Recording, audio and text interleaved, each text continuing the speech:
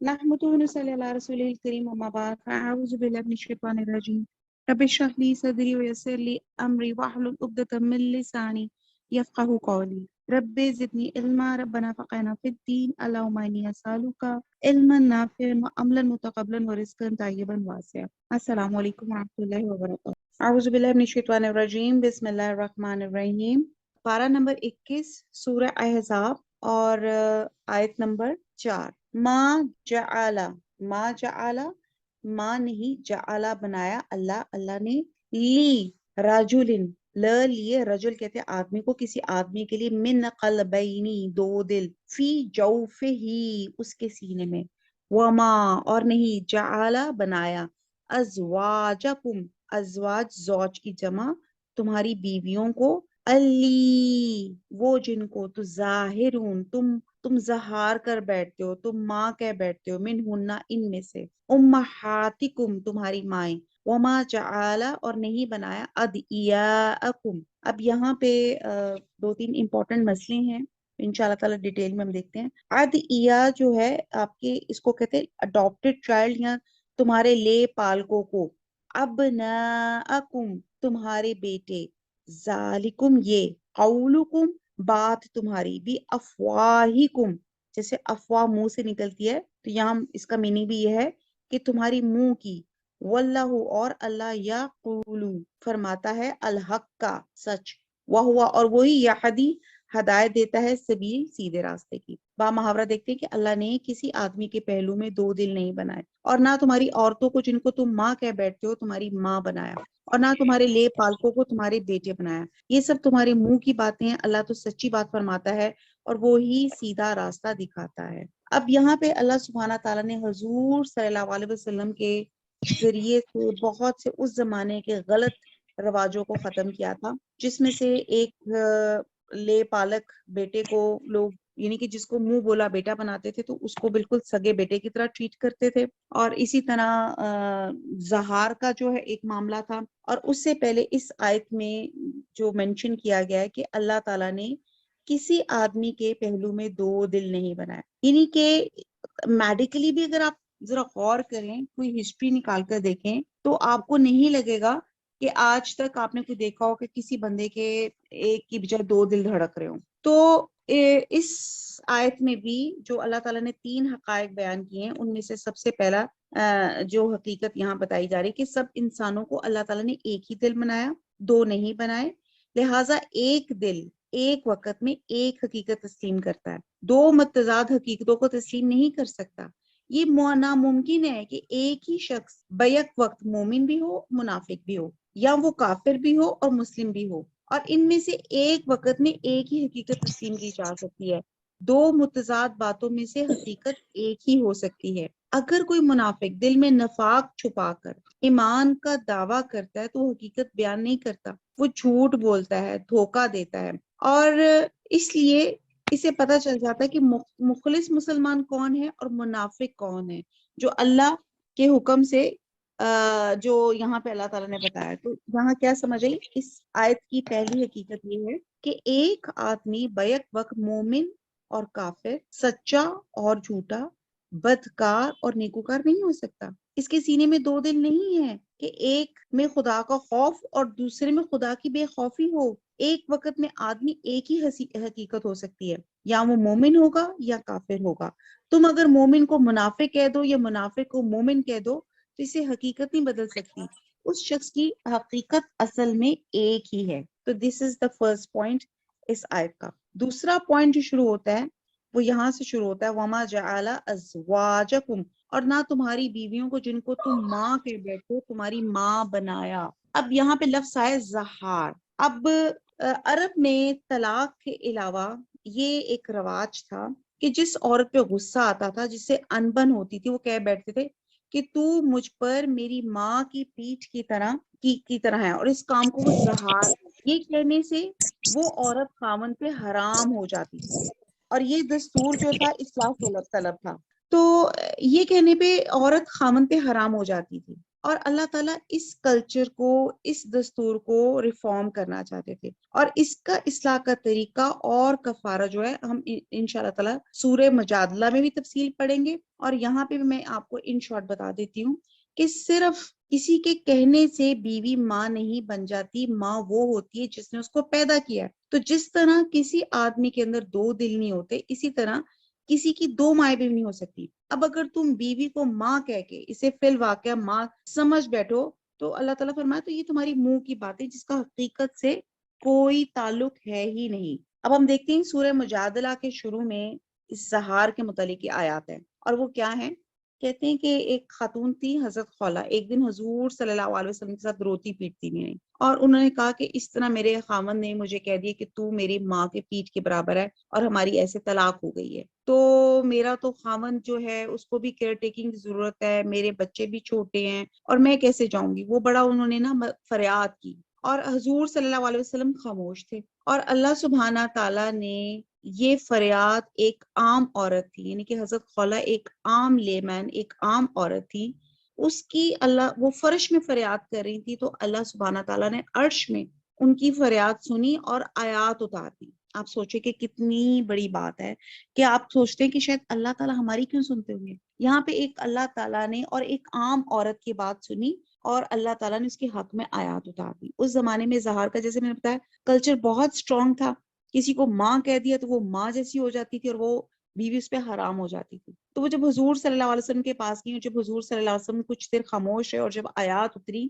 تو پھر آپ نے اس کو بتایا کہ اس کا طریقہ جو ہے وہ، اس کے 3 طریقے ہیں زہار سے جو ہے اس کی جو رخصت ہے، اس کا کفارہ ہے، وہ یہ ہے کہ ایک تو یہ کہ یا تو وہ 60 روزے رکھ لے، یا 60 مسکینوں کو کھانا کھلا دے، اور یا ان کو کپڑا پہنا دے، کچھ اس طرح کے انہوں نے ان کو بتایا، رخصت کفارہ بتایا۔ تو جس پر حضرت خولہ جو تھی، وہ خاتون جو تھی، مزید رونے لگ گئی، وہ کہنے لگی اے اللہ کے رسول صلی اللہ علیہ وسلم، میرا میاں روزہ کیا رکھے، اگر وہ دن میں 2-3 دفعہ کھا نہیں لیتا تو اس کی تو طبیعت خراب ہو جاتی ہے، اور آپ کہتے ہیں ہم دوسروں کو کپڑا پہنائیں، ہمارے پاس تو اپنے کپڑے پہننے کے لیے نہیں ہے۔ آپ کہتے ہیں کہ جی وہ کھانا کھلائیں، ہمارے تو خود کھانے کے لالے پڑے ہوئے ہیں، ہمیں تو خود بڑا مشکل سے مل رہا ہے، تو میں یہ ایسی شرطیں کیسے پوری کر سکتی ہوں؟ تو جس پہ حضور صلی اللہ علیہ وسلم نے خود اپنی طرف سے ارینج کرایا، اور وہ جو کھانا یا جو تھا وہ ارینج کیا، یا کچھ وہ دے کر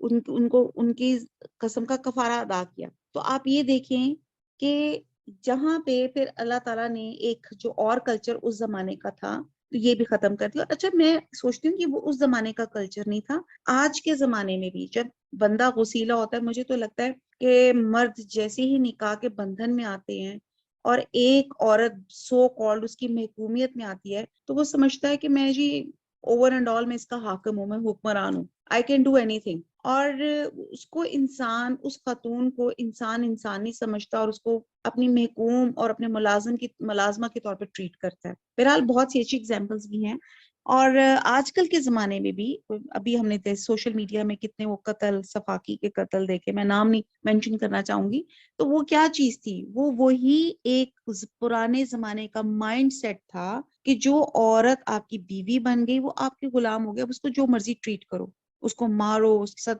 جو بھی ٹریٹ کرو۔ تو اس زمانے میں بھی کیا تھا، اگر ماں، اور آج بھی لوگ اسی طرح غصے سے اپنی بیوی کو ٹارچر دینا ہوتا ہے تو یہی کہتے تھے ہاں تو میرے ماں جیسی۔ تو یہاں پہ اللہ سبحانہ تعالیٰ نے اس برے کلچر کا خاتمہ کیا، اور اس کا اصلاح کا طریقہ بھی بتایا، اور اس کا کفارہ بھی بتایا، جو بھی انشاءاللہ تعالیٰ سورہ مجادلہ میں ڈیٹیل سے پڑھیں گے۔ اب تیسرا، اسی ایک آیت نمبر 4 میں تیسرا پوائنٹ جو بتایا گیا وہ یہ ہے کہ اڈاپٹڈ بچہ حقیقی بچے کا مقام نہیں لے سکتا۔ متنبع اور وراثت کے دستور کی اللہ سبحانہ تعالیٰ نے حضور صلی اللہ علیہ وسلم کے ذریعے سے اصلاح کی، اور یہ بھی ناممکن ہے کہ کسی کے 2 باپ ہوں، باپ وہی ہے جس کے نطفے سے وہ پیدا ہوا، اور دوسرا کوئی شخص نہ اس کا حقیقی باپ ہو سکتا ہے، نہ وہ اس کا حقیقی بیٹا ہو سکتا ہے، یہ بھی میڈیکلی پروون بات ہے۔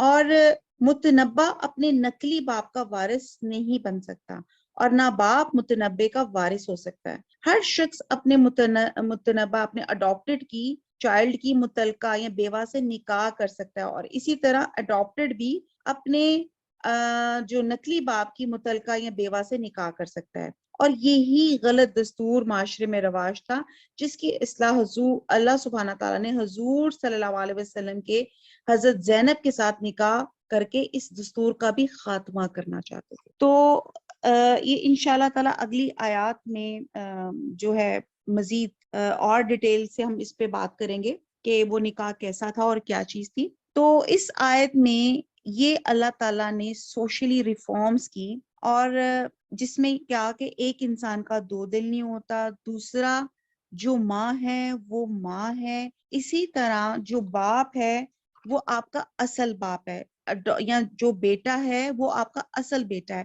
کسی کو کہلانے سے بیٹا یا کسی کو اڈاپٹ کرنے سے بیٹا وہ بیٹا نہیں ہو سکتا۔ حضرت عبداللہ بن عمر فرماتے ہیں کہ جب رسول صلی اللہ علیہ وسلم نے حضرت زید کو بھی اگر آپ تھوڑی سی اس کی بیک گراؤنڈ دیکھیں تو میں نے شاید پہلے بھی بتائی ہو کہ یہ وہ زمانہ تھا، یہ وہ کلچر تھا جس میں غلاموں کی خرید و فروخت ہوتی تھی، اور غلاموں کو اس طرح مس ٹریٹ کیا جاتا تھا جیسے ان کی ایک آبجیکٹو ہو، ان کی پراپرٹی ہو، یعنی ان کو as a living human being کی بجائے اس کو ایک چیز کے طور پہ، اس کو ایک سامان کے طور پہ، ایک اپنی پراپرٹی کے طور پہ ان کو استعمال کیا جاتا تھا۔ اب اسلام یہ کلچر ختم کرنا چاہتا تھا، تو اسی طرح یہ ایک زمانے کی بات ہے کہ حضرت زید اپنی فیملی سے بچھڑ گئے۔ ایک عکاظ کی منڈی تھی جہاں پہ ملازمین کی غلاموں کی خرید و فروخت کی جاتی تھی، وہاں پہ کسی نے ان کو حضرت زید کو بیچا، جہاں حضرت خدیجہ نے ان کو خرید لیا، اور جب حضرت خدیجہ حضور صلی اللہ علیہ وسلم کے ساتھ نکاح میں آئیں تو آپ نے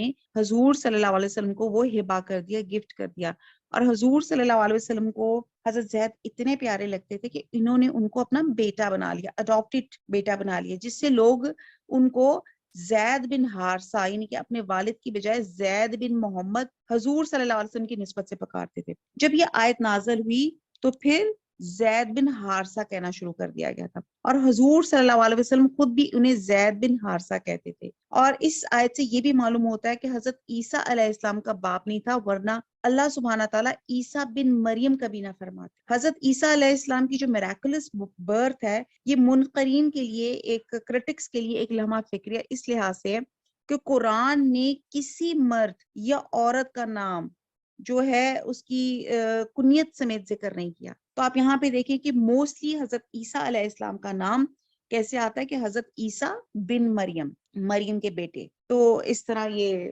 بات ہے۔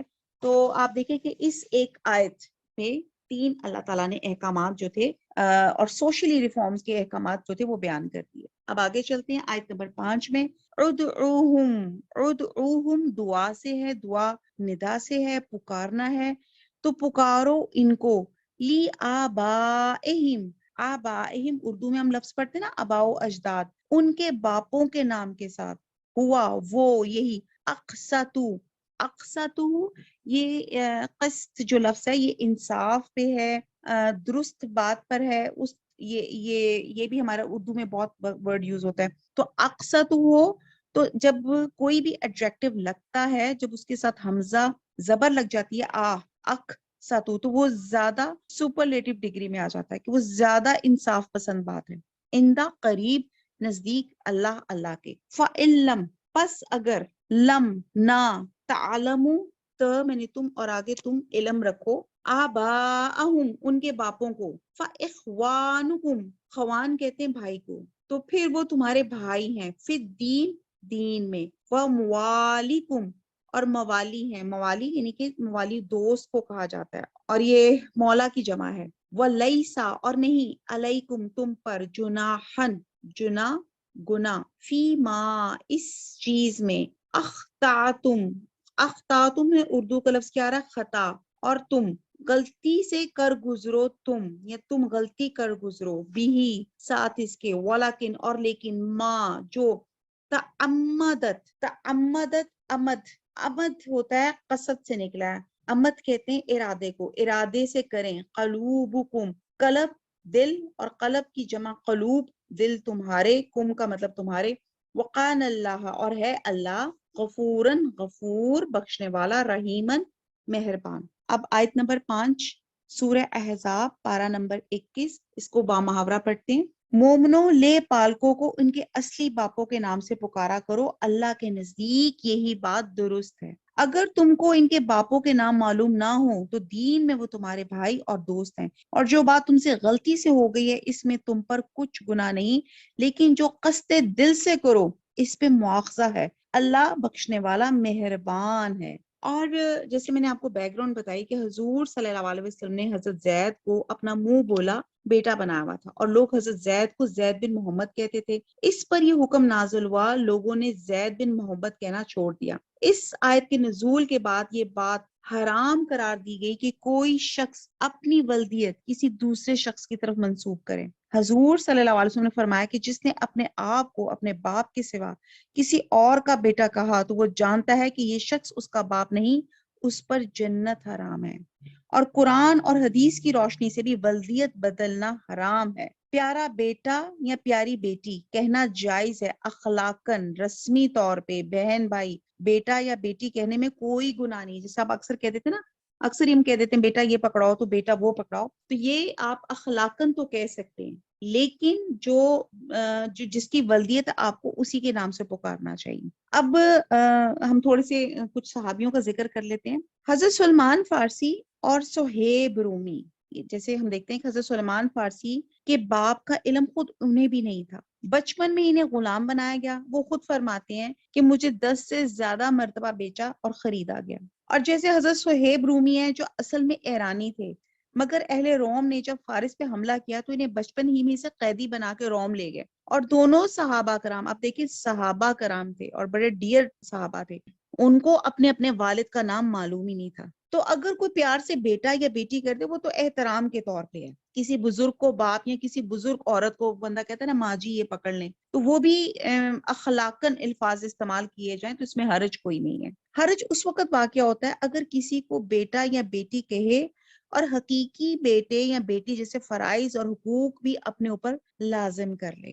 جس طرح عام مومنوں کو حکم دیا گیا کہ کسی شخص کو اس کے حقیقی باپ ہی کی طرف منسوب کریں، کسی دوسرے کی طرف نہ منسوب کریں، اسی طرح یہ بھی حکم ہوا کہ کوئی شخص خود بھی اپنے آپ کو اپنے باپ کے علاوہ کسی دوسرے شخص یا کسی قوم کی طرف منسوب نہ کرے۔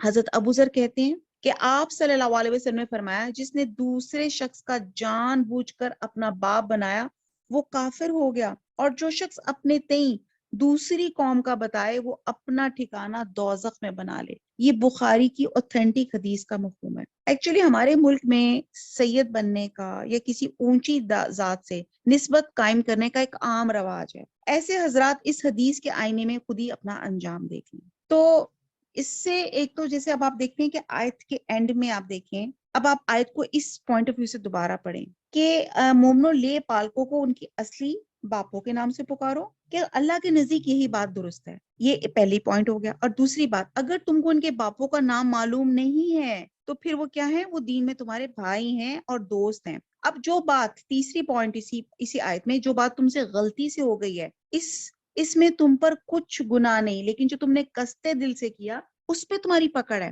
اس کا ایک تو مطلب یہ ہے کہ اس سلسلے میں تم سے جو پہلی لغزشیں یا غلطیاں ہو چکی ہیں تو اللہ تعالیٰ معاف کرنے والا ہے۔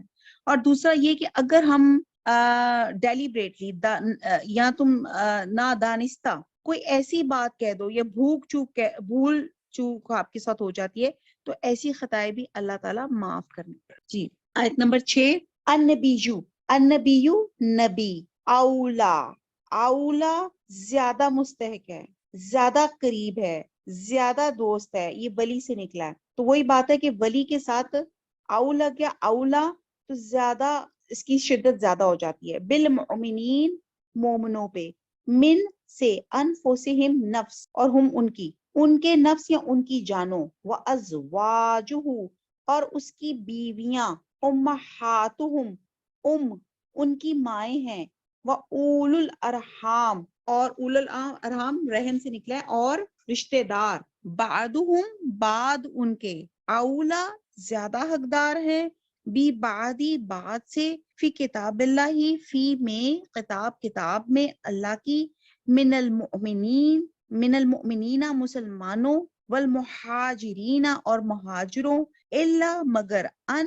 یہ کہ، تفعلوا تم اور آگے فعل ڈوئنگ ایکشن تم کرو، इला तरफ, औलियाइकुम, औलिया अपने दो वली से है, अपने दोस्तों की, मारूफन मारूफ यानी कि नेक एहसान या नेक सलूक, काना है, जालिका ये, फिल किताबी किताब में, मस्तूरा उर्दू का लफ्ज सतर से है, तहरीर से है, लिखा हुआ। आयत नंबर 6 थोड़ी सी लंबी है लेकिन इसका हम बा मुहावरा देख लेते हैं। तो पैगंबर पैगंबर मोमनों पर उनकी जानों से भी ज्यादा हक रखते हैं, और पैगंबरों की बीवियां उनकी माएँ हैं, और रिश्तेदार आपस में किताब अल्लाह की रूह से मुसलमानों और मुहाजिरों से एक दूसरे के तरके के ज्यादा हकदार है, मगर ये कि तुम अपने दोस्तों से एहसान करना चाहो, ये हुक्म किताब यानी कि कुरान में लिख दिया गया है।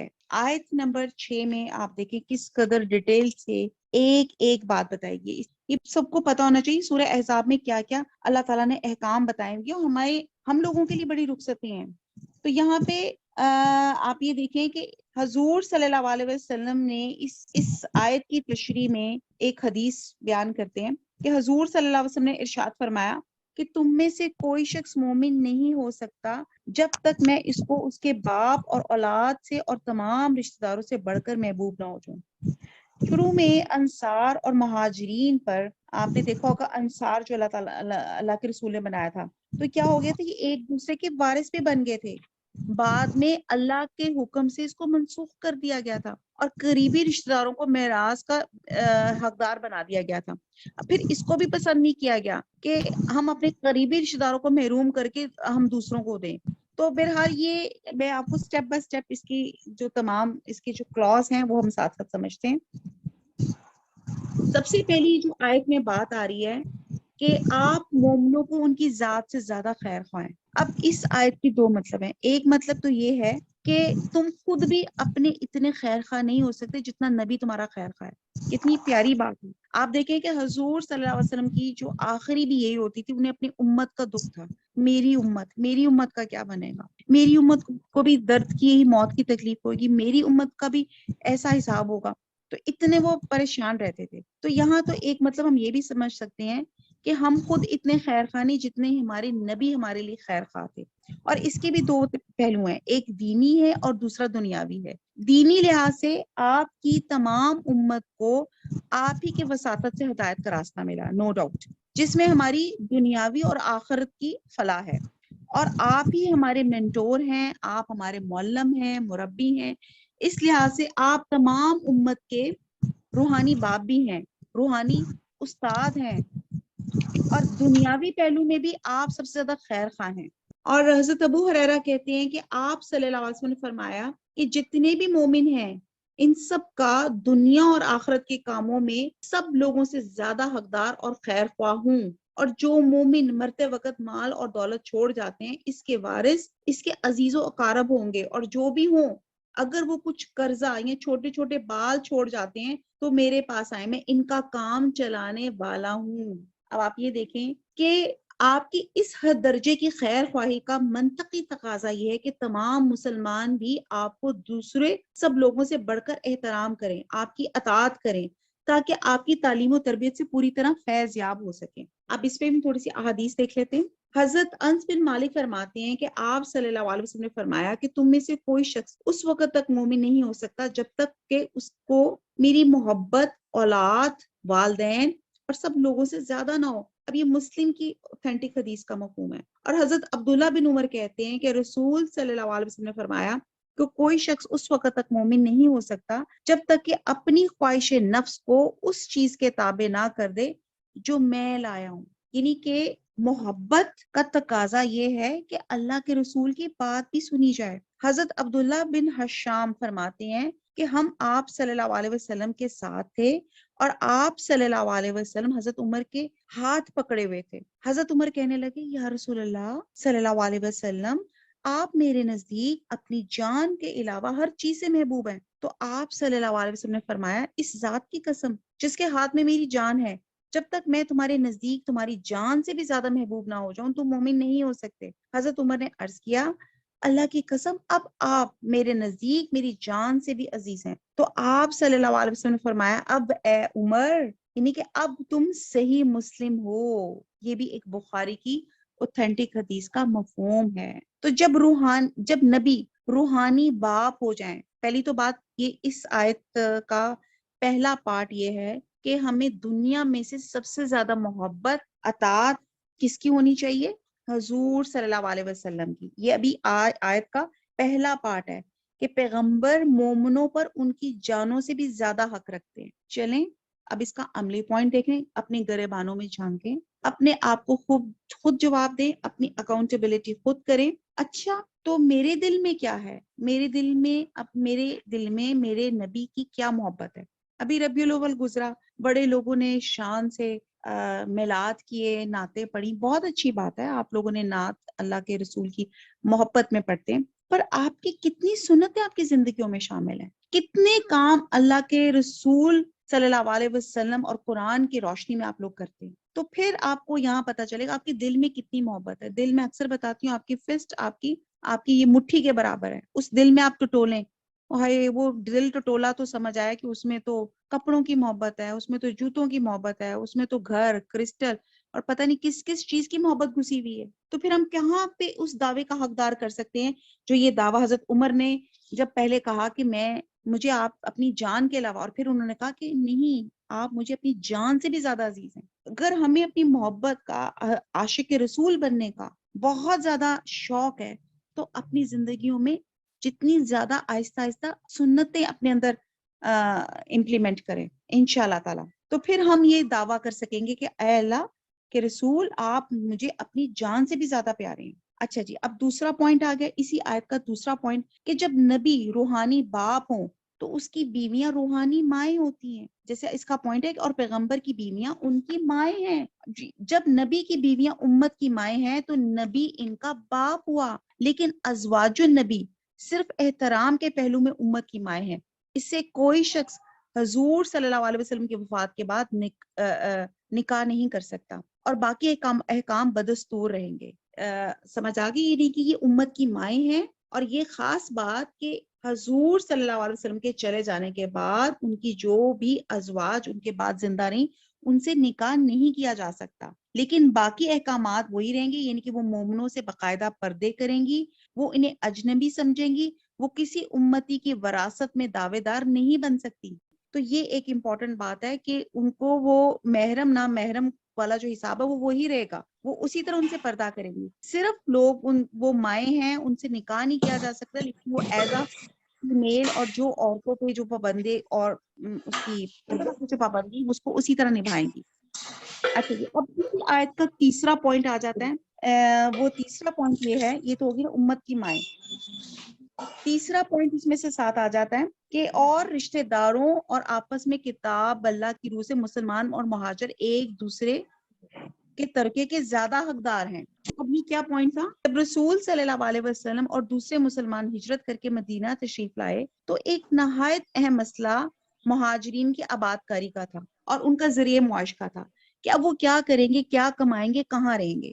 مہاجرین تو آ گئے تھے، اب ایک نوزائیدہ مسلم ریاست کے لیے، یعنی کہ ایک جو نئی مسلم ریاست جو ابھی نئی بنی ہے، اس کے لیے یہ مسئلہ بہت امپورٹنٹ تھا کہ جب اتنے زیادہ ریفیوجیز آ گئے ہیں تو ان کو کیسے پلیسمنٹ کی جائے، ان کو کیسے ایڈجسٹ کیا جائے. تو آپ صلی اللہ علیہ وسلم نے اس نازک مسئلے کا حل انتہائی دانش مندی سے کیا. انہوں نے کیا کیا؟ ایک مہاجر کو ایک انصاری کے ساتھ ملا کے اس کی آبادی اور اس کی معاش کی ذمہ داری اس پر ڈال دی، اور اس ذمہ داری کو انصار نے بڑی فراخ دلی سے قبول کی. اور اسی سلسلے کو مواخات، اب بچپن سے بچے پڑھے ہیں مواخات مدینہ یا مواخات کس کو کہا جاتا ہے، تو یہ اللہ کے رسول نے ان کو بھائی بھائی بنا دیا تھا. تو آپ صلی اللہ علیہ وسلم نے سیدنا انس بن مالک کے گھر میں مختلف اوقات کی 3 مجالس میں تقریباً 43 مہاجرین کو یا اتنے ہی انصار کو بھائی بنا دیا. اس طرح عارضی طور پہ مہاجرین کی ان کی سیٹلمنٹ اور ان کے جو ان کے کھانے پینے کا معاش کا مسئلہ تھا وہ حل کر دیا. اور یہ پھر بھائی چارہ اس حد تک بڑھا کہ وہ ایک دوسرے کے وارث اور ولی قرار دیے گئے. مہاجر کی وراثت اس کے انصاری بھائی کو ملتی تھی اور انصاری کی اس کی مہاجر بھائی کو. اور جب مسلمانوں کی معاشی حالت اکنامکلی وہ اور زیادہ سٹیبل ہو گئے تو اس عارضی قانون کو ختم کر دیا گیا اور اصلی وارث قریبی رشتہ دار پہ قرار پائے گئے اور ان بھائیوں سے حق وراثت کے علاوہ دوسرے ذرائع سے بہتر سلوک کی اجازت دی گئی. یعنی کہ کوئی شخص ان کے حق میں وصیت کر سکتا ہے. یعنی کہ یہاں پہ وراثت کے قانون اور تمام چیزیں وہ بھی آ گئی کہ جو ٹیمپرری طور پر مواخات یہ جو بھائی چارے کا وہ تھا اس میں بھی حقیقی بھائی اس وقت اس زمانے کی نیڈ کے حساب سے یہ ایک بہت ڈیٹیل واقعہ ہے کہ کس طرح انصار و مہاجرین کا رویہ تھا. آپ بلیو کریں کہ جو انصار مہاجروں کو بھائی بنایا ان کو اپنے گھروں پہ لے گئے, آدھا گھر دے دیا, آدھا بزنس دے دیا. ایون یہاں پہ کہ کسی کی 2 بیویاں تھی تو اس نے طلاق دے کے کہا کہ ایک بھائی تو میری بیوی لے جا, مطلب اس طرح کر دیا. اور وہاں پہ کہتے ہیں کہ مہاجر بھی اتنے معصوم تھے کہ انہوں نے کہا کہ جب انہوں نے کہا کیونکہ اس وقت ان کی فارمز تھے یا کوئی کھیت شیت تھے تو انہوں نے کہا کہ ہمیں تو کھیتی باڑی آتی نہیں کیونکہ مکہ تو پہاڑی ہے, وہاں پہ تو ہمیں تو یہ چیز آتی نہیں.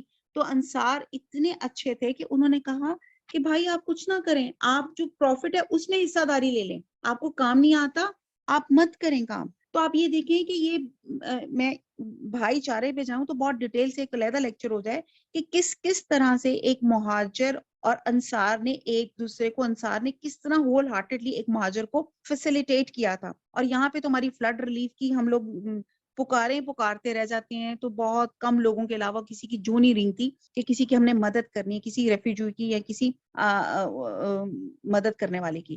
تو یہاں پہ یہ تھا, لیکن پھر اللہ سبحانہ تعالیٰ نے فوراً اس قانون کو ریفارم کیا کہ وہ ایک ٹیمپرری فیز تھا انصار و مہاجرین کا. اب کیا ہے, پھر باقاعدہ اللہ تعالیٰ نے قانون وراثت کے قانون ڈال دیے کہ ایک جو ایک شخص ہے اس کے وارث ایگزیکٹلی اس کی اولاد ہے اور اپنی اور اس میں بھی یہ بھی ہم نے ایک بڑا ایک غلط ہمارا ہوتا ہے کہ باپ نے اپنے بچے کو آنکھ کر دیا, اپنی جائیداد سے محروم کر دیا. یہ بھی کنسپٹ پوری اسلام میں نہیں ہے. آپ آنکھ کر ہی نہیں سکتے. اللہ تعالیٰ نے حقوق اور فرائض ایگزیکٹلی مینشن کر دیے قرآن میں کہ کس کو کیا حق ملے گا, بیٹی کا کیا حق ہے, بیٹے کا کیا حق ہے, ہر چیز وہ انشاءاللہ تعالیٰ ہم نے پڑھ بھی چکے ہیں کہ پورے اللہ تعالیٰ نے ایک ایک ڈیٹیل حصہ سب کچھ بتا دیا ہے. ہاں, ایک انسان اپنی پراپرٹی میں سے صرف 1/3 جو حصہ ہے اس کی وصیت کر سکتا ہے. اب ایک انسان جب فوت ہوتا ہے اس کی وصیت وہ ہوگی جو اس نے 1/3 کیا ہے, باقی اس کی جتنی پراپرٹی ہے اس کو قانون وراثت کے ذریعے جو اللہ اور رسول صلی اللہ علیہ وسلم نے وضع کیا قانون, بلکہ اللہ تعالیٰ کے وضع کردہ قانون کے مطابق اس کی وراثت تقسیم کی جائے گی. تو اسی لیے یہاں پہ ہو گیا کہ جو سو کالڈ اس وقت جو بھائی ہیں, جو انصار اور مہاجر, ان کو وراثت تقسیم نہیں کی جائے گی. اور اسی لیے کہا جا رہا ہے کانا ذالک فی الکتاب مستورا, اور یہ قرآن میں لکھ دیا گیا ہے, اٹ ہیز بین ریٹن. اور اس کا رائٹر کون ہے؟ اللہ سبحانہ تعالیٰ. یہ ورڈنگز کس کی ہے؟ اللہ تعالیٰ کی. تو جب اللہ تعالیٰ نے لکھ دیا کہ یہ وصیت ہے تو پھر یا یہ اللہ تعالیٰ کی ورڈنگز ہیں تو اس میں آپ چینج نہیں کر سکتے کہ نہیں جی نہیں آج کل کے حالات میں کیسے ہو سکتا ہے یا ویسے حالات میں کیسے ہو سکتا ہے. تو یہ مواخات کا جو قانون تھا وہ اس وقت ایک عارضی قانون تھا. مستقلاً قانون کی شریط یہی ہے کہ وراثت کے حقدار قرابت دار ہی ہوتے ہیں. جی, وما علینا الا البلاغ. سبحانک اللہم و بحمدک نشہد لا الہ الا انت نستغفرک و نتوب الیک. والسلام علیکم ورحمۃ اللہ وبرکاتہ.